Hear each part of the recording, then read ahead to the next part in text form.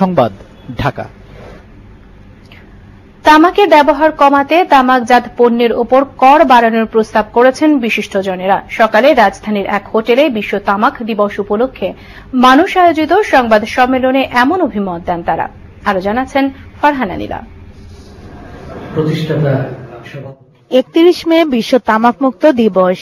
দিনটি উপলক্ষে আয়োজিত সংবাদ সম্মেলনে তামাক সেবনের বিভিন্ন ক্ষতিকর দিক সম্পর্কে তুলে ধরেন সংগঠনের প্রতিষ্ঠাতা অধ্যাপক ডক্টর অরূপ রতন চৌধুরী।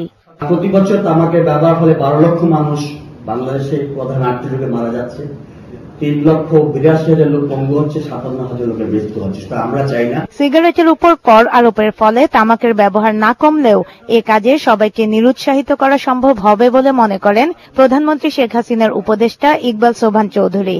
তামাকের উপরে আগামীতে অবশ্যই ট্যাক্স বৃদ্ধির মাধ্যমে এই তামাক ব্যবহারকে নিরুৎসাহ করার জন্য সরকারের পক্ষ থেকে বাজেটে পদক্ষেপ গ্রহণ করা হবে। আমি মনে করি রাজনৈতিক প্রতিক্রিয়ার থেকেও আমাদের স্বাস্থ্যগত এবং অর্থনৈতিক প্রতিক্রিয়া আমাদের বিবেচনার মধ্যে আনতে হবে। ফারহানা নীলা, মোহনা সংবাদ, ঢাকা। এবার একটা বিরতি, ফিরছি যখন